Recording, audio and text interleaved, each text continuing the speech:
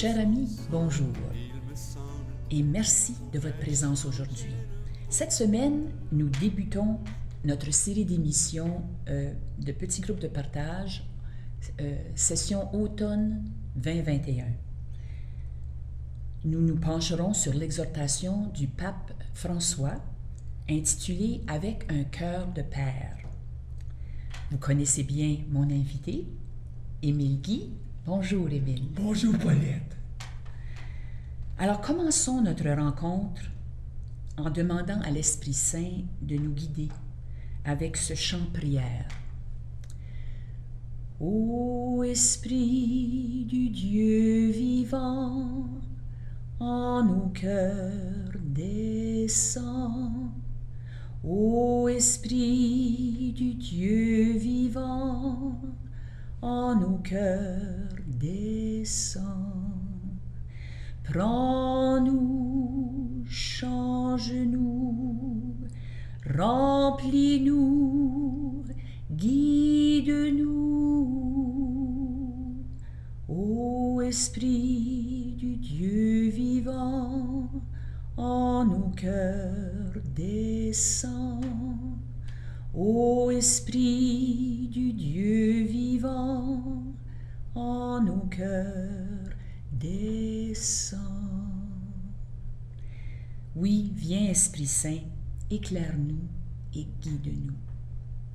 Amen. Amen. Alors avant de commencer cette série de 3 émissions, il y a une précision à faire. Parle-nous-en. Il y a toujours 6 parties à notre série. OK. Mais à la télévision, on n'aura que 3 des 6 parties. La première partie, la première semaine, la 3e semaine et la 6e semaine. OK. Mais toutes les parties seront disponibles sur YouTube. Et imagine-toi que nous avons un compte pour les petits groupes de partage de foi. Wow. Et à l'écran, on nous montre très bien qu'avec YouTube, partage, groupe avec S, de partage de foi, SSM. Merci, Paulette, c'est ça. Okay. Alors, on peut voir ça à la télévision et sur YouTube.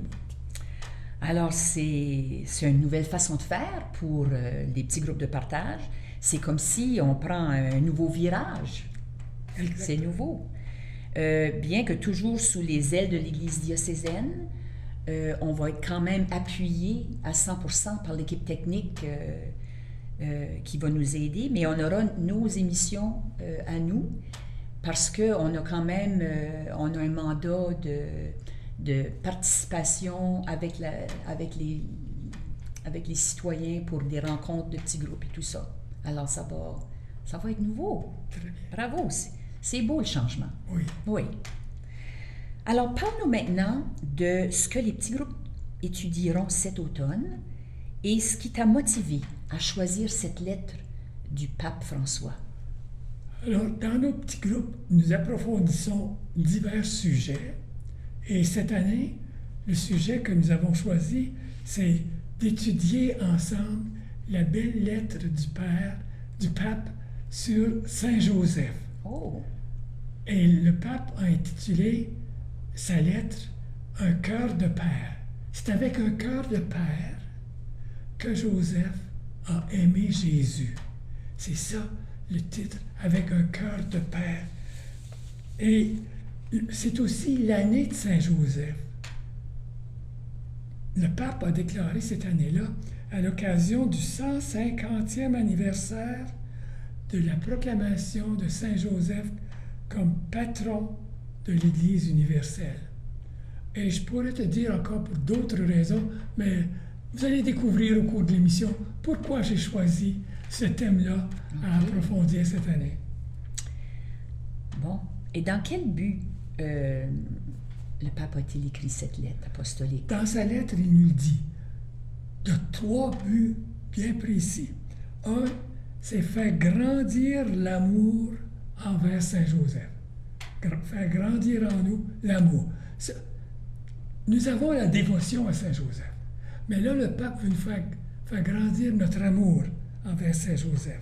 Et par cet amour, il veut nous pousser à implorer son intercession, à le prier. Si j'aime Saint Joseph, je peux lui demander. Comme un enfant qui aime sa maman, elle va lui demander. Et la troisième, c'est surtout pour nous inviter à imiter les vertus et l'élan de Saint Joseph. Ça, c'est ce qu'il y a de très important pour nous. C'est pas juste d'avoir des connaissances, mais c'est de mettre en pratique ces belles connaissances-là, parce que le pape nous parle d'un père. Alors, comment est-ce que Joseph a vécu son cœur de père? C'est ça que nous allons découvrir au cours de nos émissions et de nos rencontres. Très intéressant. Dans nos petits groupes de partage de foi, nous servirons de cette lettre. Vous tous à la maison, vous pouvez accéder à la lettre du pape François sur l'Internet à l'adresse qui paraît à l'écran, http://www.vatican.va. Vous pouvez également vous procurer le livre. Les détails pour l'achat seront donnés plus tard dans l'émission. Au cours de cette émission, nous utiliserons le document de la première semaine de nos rencontres de cet automne. Alors, commençons par partager notre histoire, tout comme dans un petit groupe de partage. Alors, à quoi penses-tu spontanément quand je dis Saint-Joseph? C'est à ma mère. Ah! Et toi? Moi, je pense à mes souvenirs d'enfance, à la crèche qui s'ouvrait comme un livre tout illustré où je voyais Joseph auprès de Marie. Je pense à mon petit livre de messe illustré quand j'étais enfant, puis toutes les images qu'on nous donnait, où je voyais Joseph devant Marie qui tirait l'âne en route pour Bethléem, ou dans la crèche, ou encore penché sur son atelier de menuisier. C'est ce que je vois du Saint-Joseph. Et moi, pourquoi je pense à ma mère? Oui. Quand j'étais petit bébé, je n'avais même pas 3 mois et j'ai eu une pneumonie. Ouf! Un petit bébé avec une pneumonie, une maman, là, ne dort pas la nuit. Non. Puis elle a été plusieurs nuits sans dormir. Et à la fin, le docteur a dit, c'est votre dernière nuit, Madame Guy. Alors maman a dit, Saint-Joseph, fais quelque chose. Viens chercher ou et je suis ici. Ah! C'est pour ça que je pense à Ok. ma mère quand tu dis Saint-Joseph. Alors, t'es un miracle de Saint-Joseph? Oui, oui. Et aujourd'hui, pourquoi est-ce que cette pensée est toujours présente en moi, là? C'est parce que ma mère a répété cette histoire-là tout au long de ma vie. OK. Puis elle a dit, s'il est en vie, il faut qu'il fasse quelque chose de bien. Parce que Saint-Joseph le protège. OK.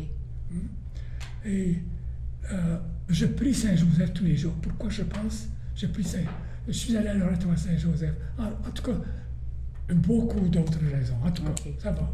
Alors moi, pourquoi je pense encore à lui? Ben, c'était un bon père. Il était présent, il était fidèle, il était toujours auprès de Marie pour l'appuyer.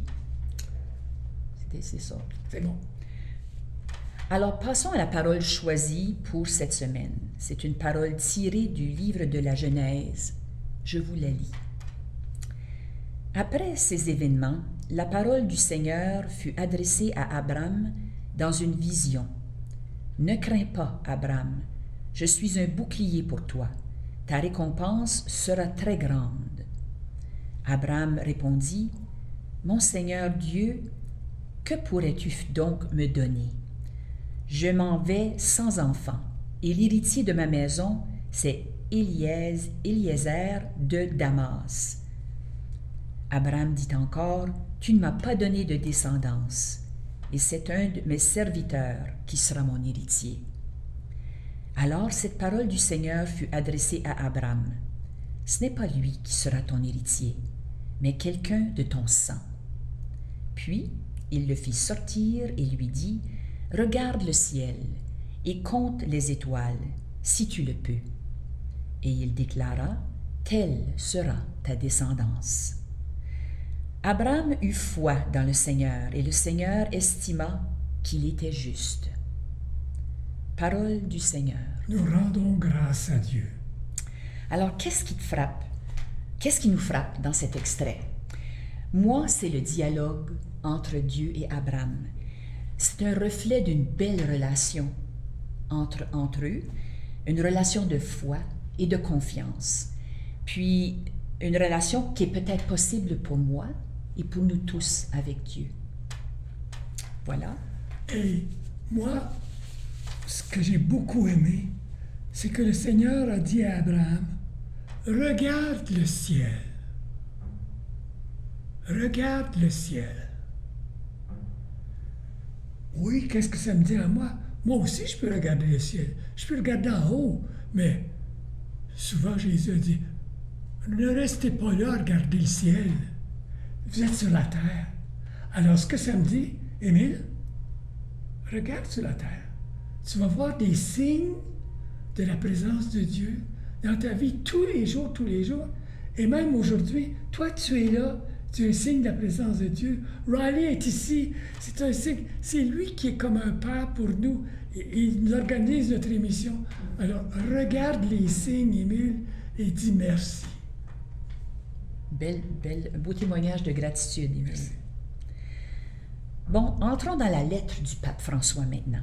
Qu'est-ce qui te frappe dans l'introduction? Oh, moi, c'est le titre.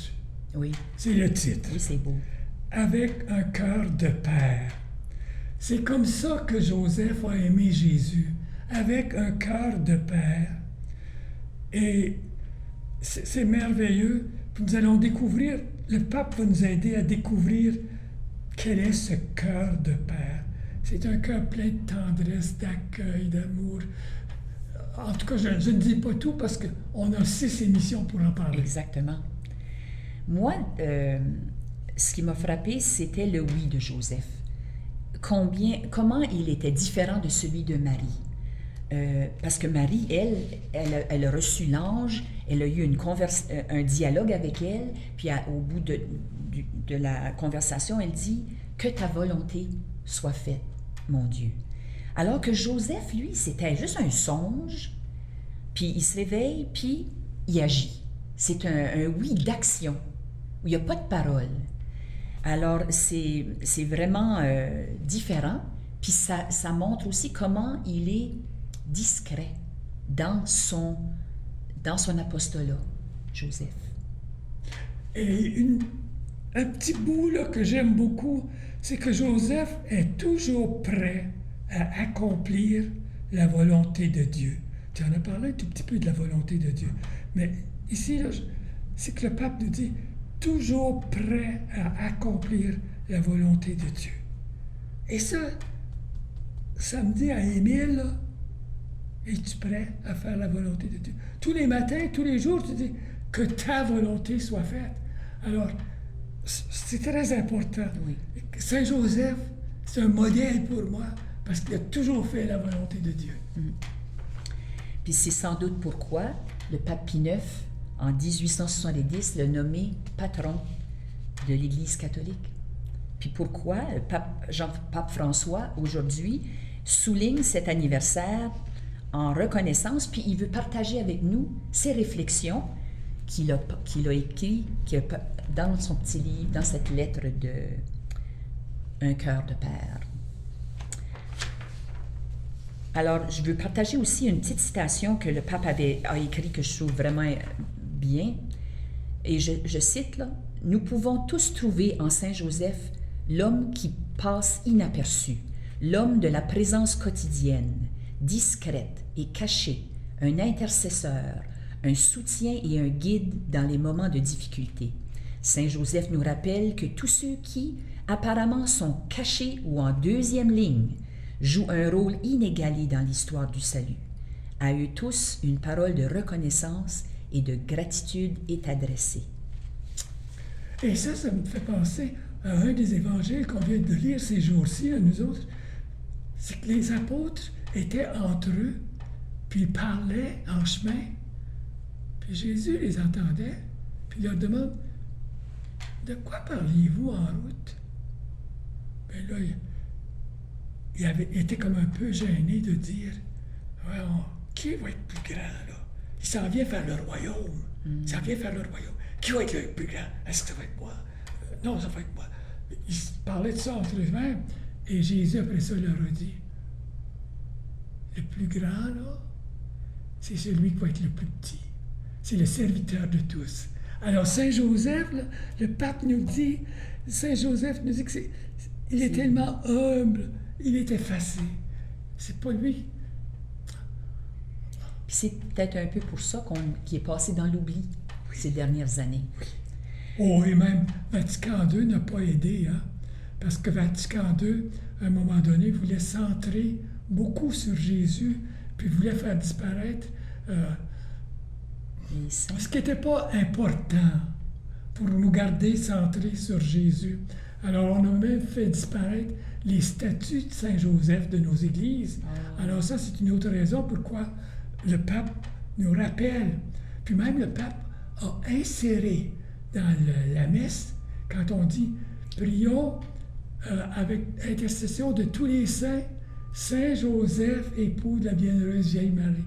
Alors, ça, c'est le pape qui veut vraiment attacher de l'importance à Saint Joseph, qui était comme perdu ou effacé. Oui, c'est bien. Alors, passons maintenant à la première lettre, la première partie de la lettre, qui s'appelle Père aimé. Qu'est-ce que le pape nous dit ici? Alors moi, je peux souligner la grandeur de Joseph. Il est quand même l'époux de la Vierge Marie et le père adoptif de Jésus. On dit adoptif, là, mais moi, je pense qu'il est vraiment le père terrestre. Oh, Marie a dit « Ton père et moi te cherchions ». C'est Marie qui a dit ça. Oui. Marie n'a pas dit « Ton père adoptif te cherchait ». Non. Ton père et moi.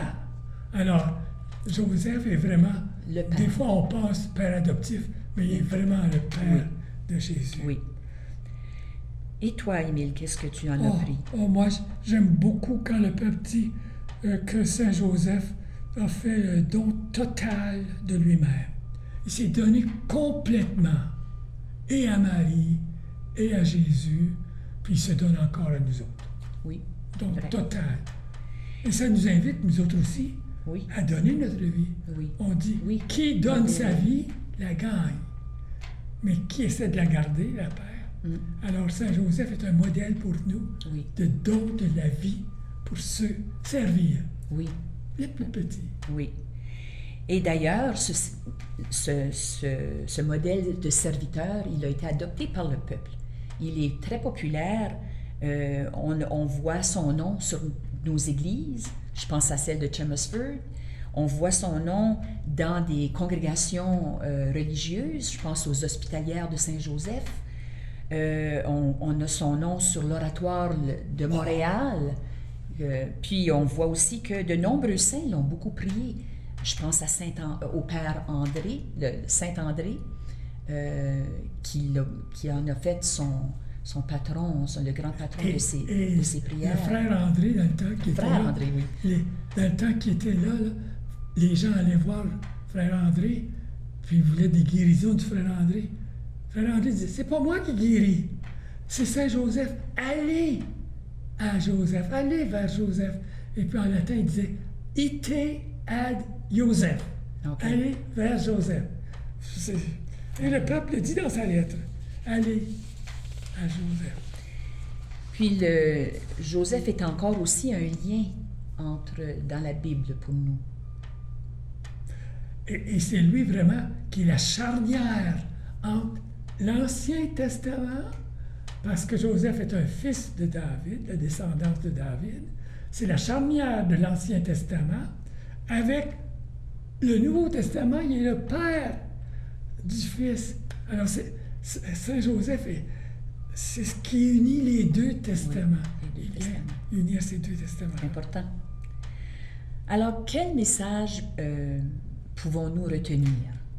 Moi, le mien, là, c'est celui de l'amour.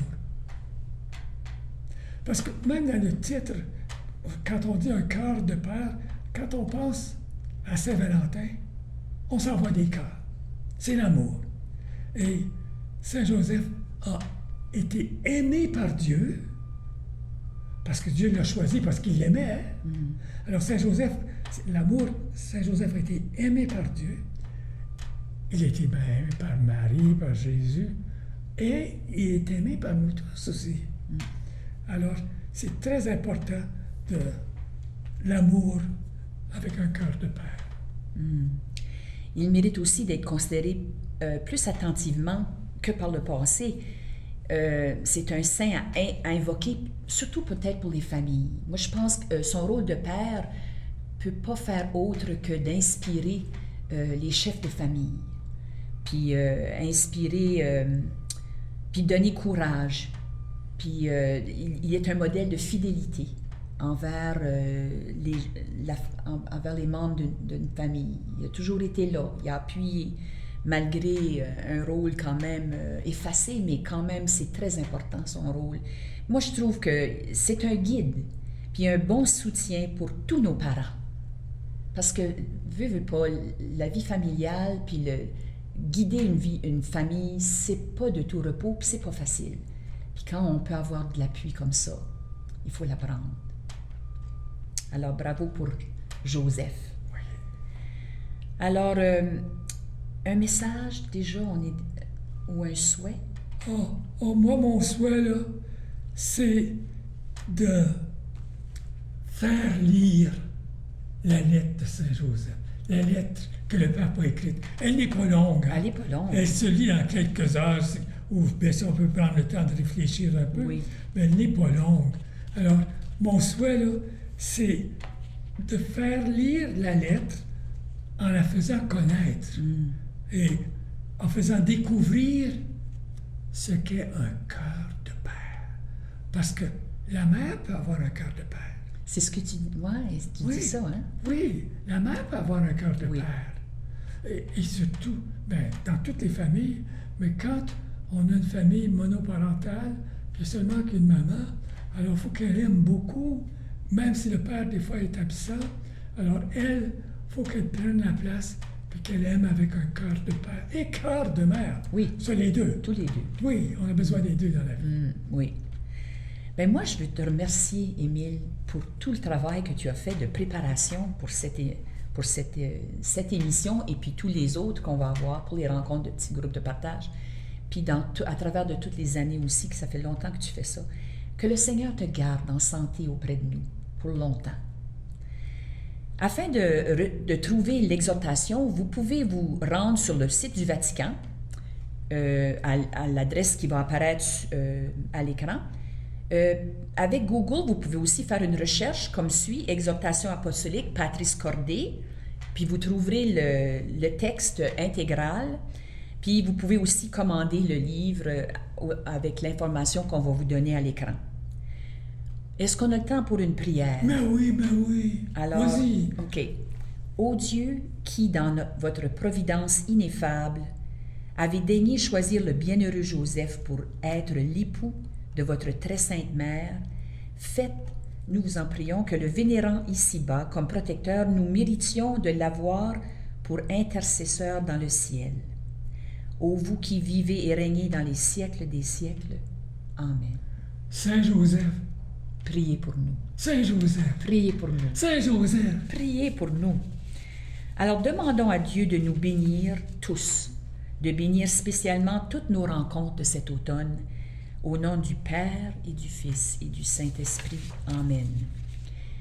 Et vous tous, chers fidèles téléspectateurs et téléspectatrices, je vous dis qu'il est encore temps de participer à un petit groupe de partage ou même d'en organiser un avec quelques amis.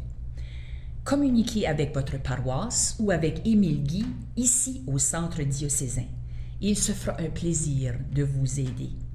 Petit rappel, la présentation du document de la 2e semaine se trouvera sur YouTube, Patris Cordé avec un cœur de père, semaine 2, Père dans la tendresse.